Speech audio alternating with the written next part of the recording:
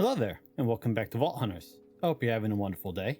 Last episode, we spent about 30 minutes trying to craft up a nice new chest piece. They all were terrible. I only kept 3 of them, the rest got recycled. And the only reason I kept them was because I wanted them for the transmogs. Well, as you see, I'm actually wearing one of them. I'm wearing the Druid one. For now, I'm going to transmog it in a bit. I took the plunge, I crafted up some new fundamental foci, and I rerolled its stats. 9 armor is the implicit, although we got absolutely terrible durability and crit resistance. They both pretty much min-rolled. I can get up to tier 3 and I got tier 1. Yeah, like I said, I pretty much min-rolled both of them, but I did get 9 armor. In addition, we got plus 5 health and plus 4 additional armor, which are both max rolls, 25% mana regen, and knockback resist. When I'm fully equipped, our damage is up to 47%. We have 36 hearts, and we have a mana regen of 100.75%. So this will help us a fair bit. I do still have 3 fundamental foci, but I don't think they're worth the gamble right now. This chest piece will hopefully be more than sufficient to last me until the next armor tier, which is technically only 4 levels away. I say technically because I do have enough burgers to get to level 37 and we are pretty close, but I'm not going to do that. We're going to actually run a few volts to get to level 37. I like the chaining and the additional attack speed, but I think we can do better. So I'm going to re-roll this a couple times and see what we get. Sweeping hit, chaining, holy, healing cloud, soul chance, and fatal strike chance. Yeah, that's an upgrade. We're going to stick with this. And before we jump into this vault quickly, I transmogged my armor. I really like the look of this samurai set. It looks better, well, it suits me better than the druid. And yesterday, over at that bounty table over there, we had a skill orb. So I bought that and we spent that additional skill point on mana shield. So now we're up to level 5, which gives us 50% damage absorption. So that'll cut the amount of damage we receive in half while we have mana shield active. Now I just need to remember to actually use it. But I do have it hotkeyed. And so forgetting it I shouldn't forget it. I will, but I shouldn't. Alright, let's jump in. And another scav. Well, we got a wand in our last one, but we couldn't get a bone shard. Oh yeah, and it's a wild vault.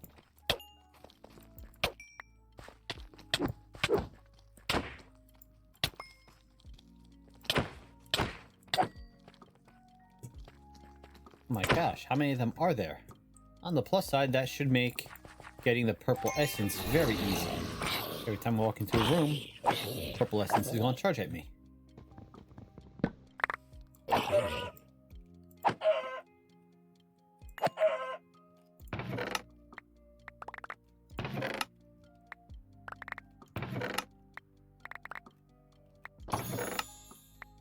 Ooh, double.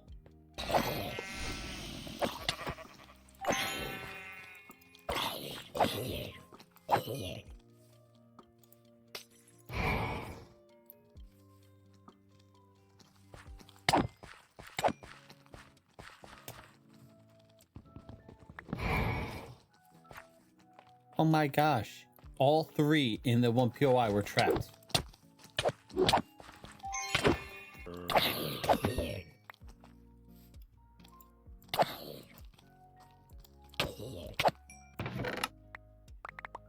Okay, we got the bone, and we got 2. So the bone we didn't get last time, we just got this time.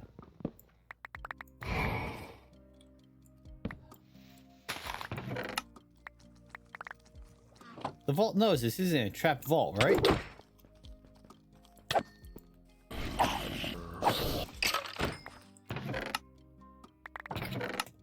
That would have been trapped too. But my trap disarm actually worked for once. Well, in this vault, my trap disarm is usually very good for me.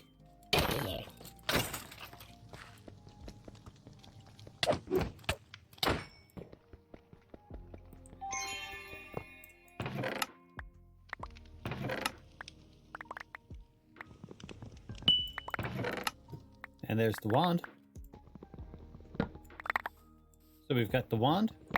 We're definitely going with the paper. That's easy enough. We have the bone. The purple essence is going to be also very easy to get because of all the vault fighters. Ow. So that means we just need to get coins.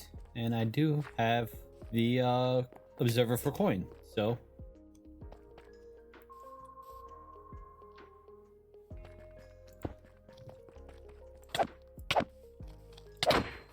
there's some coins there. That's good.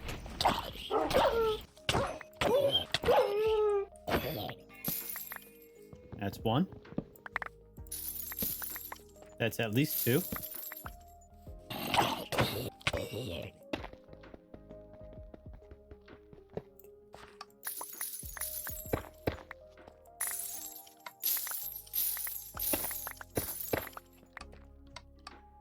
Aw, didn't get any from that.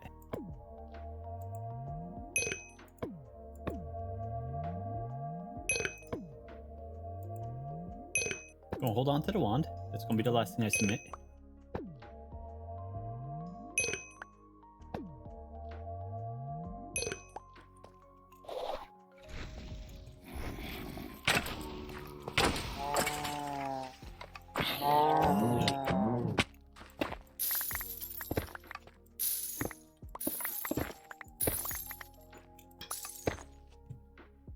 That's another two.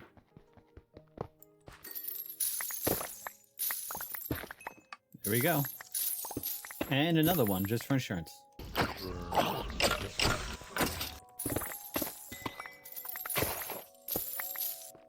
Where's it turning now? Oh, it's up there. Okay.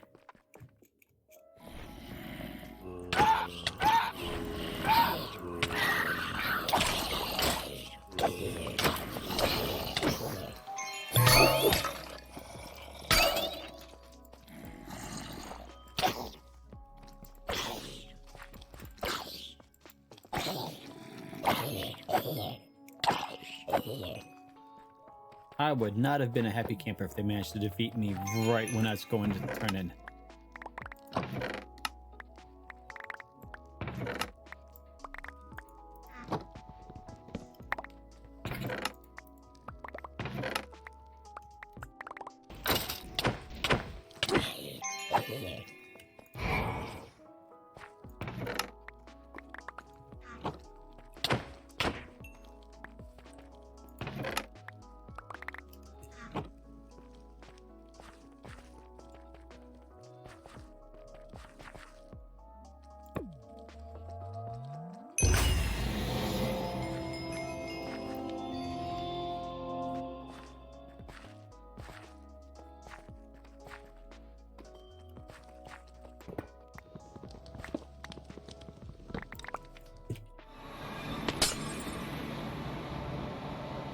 Very nice. That wild. It says plus one set of wildly spawning mobs, but I mean that room had 12 or 13 vault fighters spawn in it. Let's see. 58 wooden, 10 living, 19 ornate. I got lucky with that. Of course, I had that one extremely unlucky POI where all 3 chests were trapped.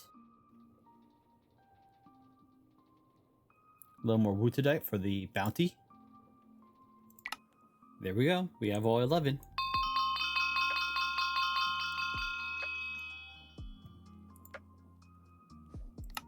Now we have ISpawners. Ooh, new transmogs. Which means we can go here, craft up those 4 pieces, and that, and we now have the survival spawner. I want to keep with this theme that we got going. So I was thinking, right over here. Well, actually, no. That's where we have the sugarcane.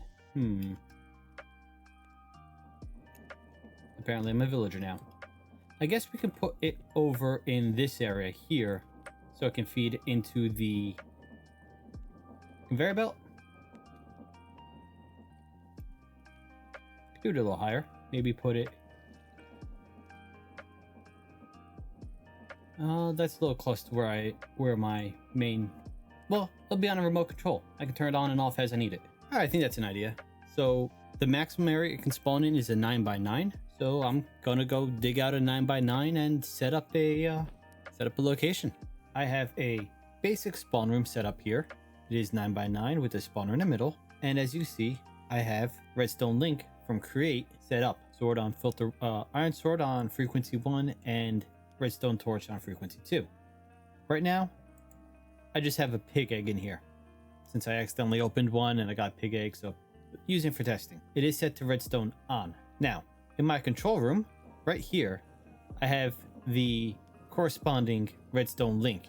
Turn that on and the spawner turns on. What I was going to do was use the modular router with the activator module to attack, kill any mobs, and then vacuum module would pick up all the drops and the sender would send it to that chest there. However, put the activator module in, you see it requires FE.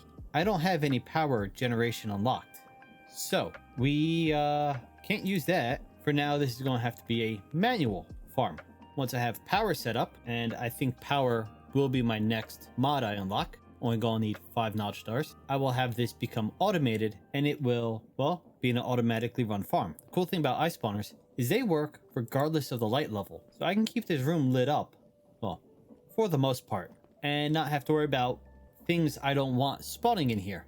Then again, once it's automated, if a zombie is unfortunate enough to spawn in here, he's not going to be for long. So, just to show you what's going to happen, I'm going to throw the switch, go into free cam, and go look at our mob farm. And now there is a maximum amount that can spawn. I don't know how many that is, but when this reaches the max, it'll stop spawning. I'm gonna have to go in there manually and clean it out. I think that's enough. I'm gonna turn off the pig farm. And so I can also click always on and it will just start spawning them. It doesn't care what the redstone signal is. But I'm gonna keep it on this so I can control the spawn rates.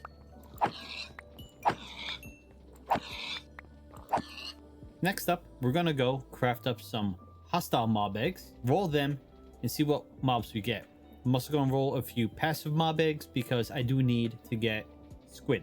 I don't feel like hunting for squid anymore. Now, to craft up mystery hostile eggs, take a regular mystery egg and 4 eternal souls and some vault essence. And now, right click to open it.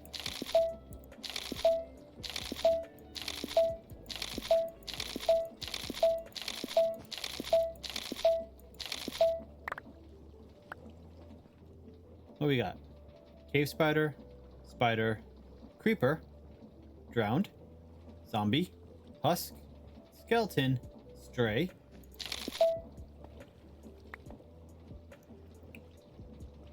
another cave spider,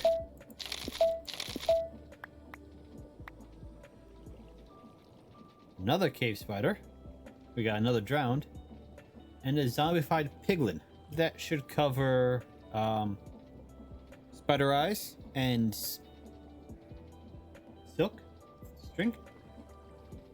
string, gunpowder, rotten flesh, bones and arrows. Strays I think would also be bones and arrows. And then rotten flesh and gold. Let's roll some of our passive eggs. I think it's a cow egg. Panda egg. Rabbit. Glow squid. Ooh, can I take glow squid ink and turn it into regular ink? I can turn regular ink into glow squid ink. I cannot reverse it. Okay. Sheep. Chicken. Mushroom. More mushroom. Bee. Cow. More chicken. Cod. Okay. And another cow. I didn't know you get cod spawn eggs, but I guess that makes sense. When this is automated, I won't need to be running back and forth. But the squid is actually convenient here because they will suffocate and it can work as an auto farm.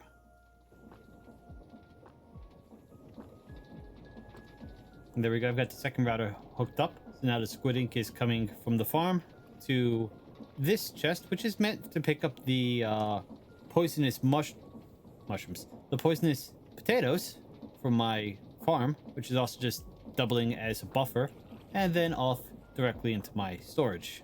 I think that's enough crime against squid for now. If we look,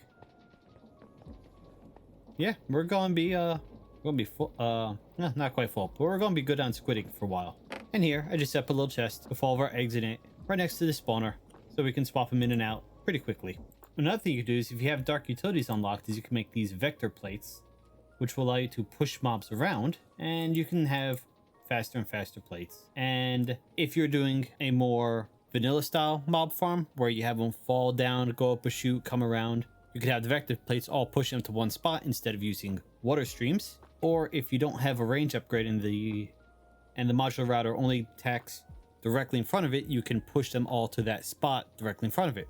Or if you want to say use a create deployer instead of the modular router, you can have them all pushed directly in front of the deployer, have the sword in deployer's hand, comes out, punches him, does the damage, they die, your router picks everything up and sends it off.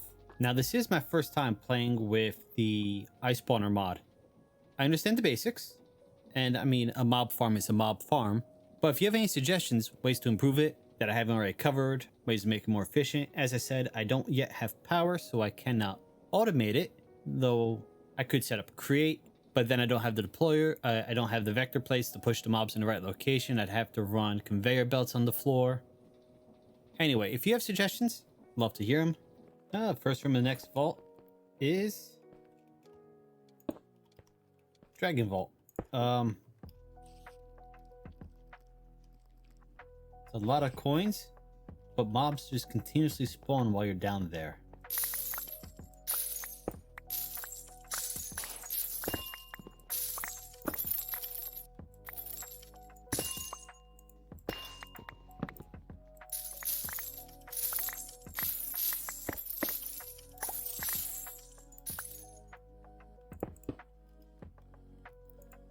I've got to be so careful because I just like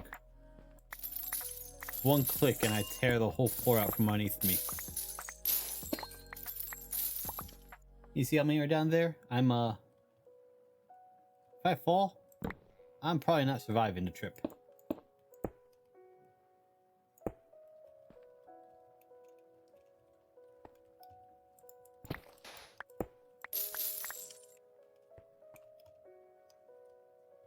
Good, it's like a conga down there. Before we close out for today, we have a pair of boxes to open. Another scav and another bounty. Got another Volt Sword.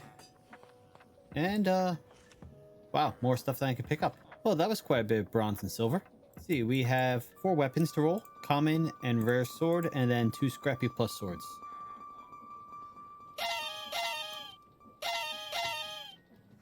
Common sword with not worth keeping.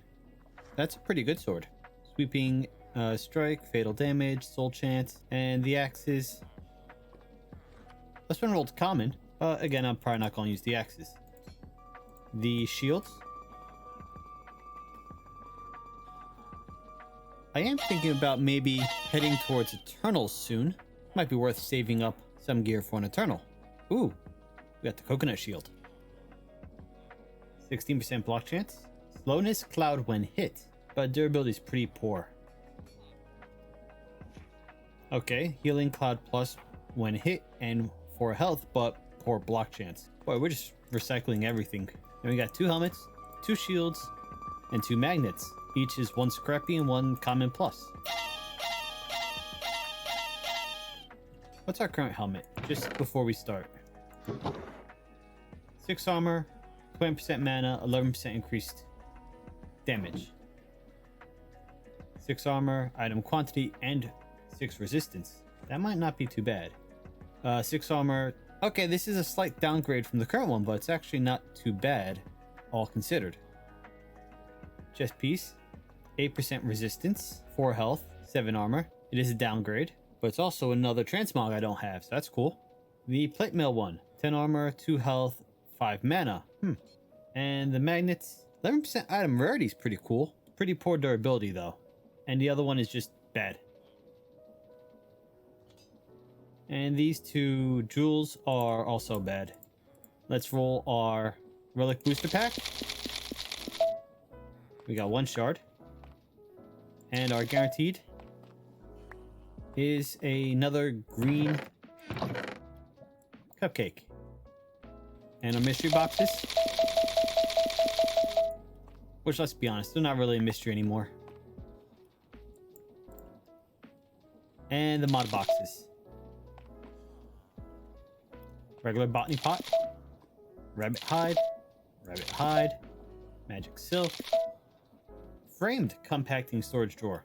That's pretty cool. Those are, well, they're cheaper than they used to be, the compacting drawer. But still nice. Another botany pot. And more rabbit hide. Let's see, for my current helmet, we have 47% defense. And with this one, we're up to 51. But we lose our mana regen and we lose our damage. I think I'm just gonna hold on to all those. The armors are a slight downgrade, but I can always, as I said, if I get the Eternal, I can always put one of those on Eternal. 8% resistance, 4 health, 7 armor. That's not too bad. Sword we're gonna hold on to. And we're gonna hold on to that magnet, but the rest of this stuff is gonna get recycled.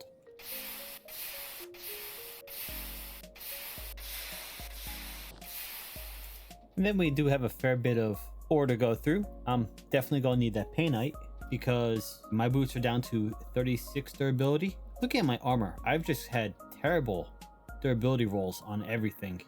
That's nearly a min roll. The base durability was bad. The only reason it's usable is because of a suffix, which I wish was something different, but I didn't really have much of a choice. And these are almost at the end of their life. I used up the last of their repair cores. These ones, likewise, a tier 1 durability roll. This helmet is the only one that didn't roll a tier 1 durability. So I'm going to need some better durability rolls on armor very soon, because I can't afford to keep having these low rolls. We've rolled 4 helmets in the past 2 episodes. 1 point above a min roll, 34 points above a min roll. This made it to tier 2, but is still on the low end of tier 2. And this is 8 points above min roll. So 3 of the 4 helmets have pretty much min rolled their durability. That's really unlucky. Well, unlucky durability rolls aside, I'm going to go take my fortune pick here. Go fortune up my painite so I can actually repair my boots. And I'm going to go run another vault or 2. But that's going to be the end of today's episode. So, as always, thank you for joining me. I hope you've had a wonderful day. And I hope to see you next time. Later.